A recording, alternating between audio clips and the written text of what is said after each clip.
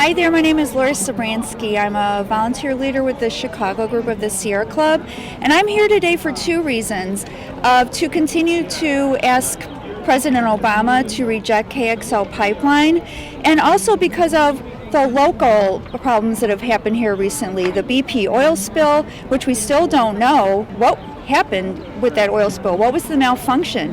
What is in it? My understanding of tar sands is that it drops to the bottom of rivers, like in Kalamazoo River. Kalamazoo River had the largest inland oil spill in U.S. history, and also the first spill of its kind with tar sand oil. What's important to remember about this spill is that not only did we get this very toxic oil, but we got enough chemicals to make this a liquid.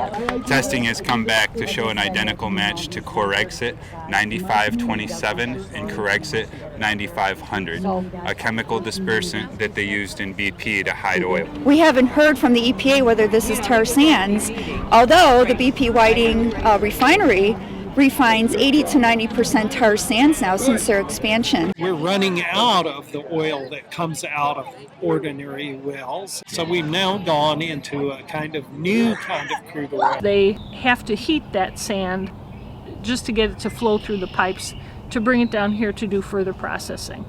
So it's very energy intensive, so it adds a whole lot of carbon to our atmosphere. Existing Keystone pipeline set a record in the first year with 12 leaks, which was way more than even TransCanada even predicted. It was record setting. No, it's not just the Keystone that we're against. We're against all tar sands. We want to keep them in the ground, and we're going to keep fighting for that until that happens.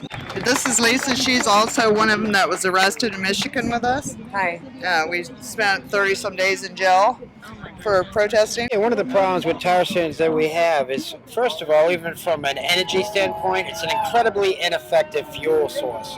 And it's being taken in these really brutal and invasive ways. It's destroyed indigenous communities. It makes places like Marktown behind us a sacrifice zone because companies like BP, which happens to have one of the world's biggest tar sands refinery processing systems, want the property. 8 years ago, BP got that $164 million tax abatement from the citizens of East Chicago. They moved their refinery down here, right across the street from Marktown. Today, BP this week started tearing down Marktown. This is my home. Oh, yeah. Right. And my grandparents were here. My mother and father, I raised my children here. My granddaughter lives in the house over there. So I'll stand by you guys to fight for clean air, clean water, but also so they leave Marktown alone.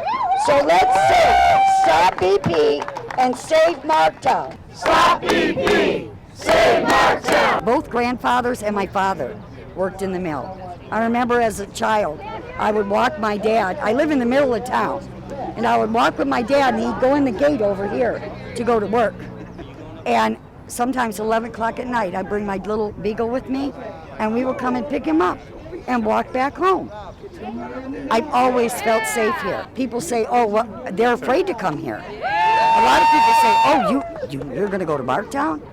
But when you get to know the people in Marktown, we'll welcome with open arms. Okay, just as we have today. We're pushing for a historic preservation ordinance. If they pass that, it will protect us from anybody encroaching into our community. That's what's important, saving the community. We know about the Keystone pipeline. We know that it's 700,000 barrels a day they want to run through the middle of the country, down to the Gulf to sell it to the Chinese or some other country. But what we don't know, what we haven't been hearing, is there's another company out there called Enbridge. Enbridge is the company that spilled 1 million gallons of tar sands in the Kalamazoo River. Enbridge is expanding their network right through our region. We're the center of it. In fact, the Enbridge network of tar sands pipelines is 3 times larger than the Keystone. Why would we allow any amount of mercury dumping into our lake, into our drinking water? Yeah. They tried to get away with 16 times the limit, and NRDC negotiated with them and got them down to 7 times. They also dump ammonia, many other toxic substances. This is business as usual for BP. There's a toxic spill going on into our lake every single day. BP has had like a huge history of spills and poisoning our lakes and our waters, and that's water that we drink, that's water that we swim in. We're fighting for our water, we shall not be moved. We're fighting for our water, we shall not be moved. KCBX has brought piles of petcoke into our area, which is polluting our air, it's polluting the water. And this is really one of the big efforts, especially here in Northwest Indiana, which has a traditional industrial heritage. We haven't seen this kind of environmental activism, I don't think, ever. And it's really nice that we've knitted together people from Michigan, Indiana, Illinois, and all the way up in Wisconsin. What we're breathing right now, I don't even know, but the minute I drove over the bridge, two of us immediately turned and looked at each other and went, oh my. We don't need fossil fuels anymore at all. No more fossil fuels. When you talk to your elected leaders, tell them that you want to make solar accessible for everyone. If we didn't give all these subsidies to a company that makes $1 billion every single month in profit, they don't need our tax dollars. We need those tax dollars for solar energy systems for everybody. We especially have to say no to this pipeline. No pipeline! No pipeline! I can't imagine the kind of world that our grandchildren and our grandchildren's grandchildren are going to inherit from this madness. We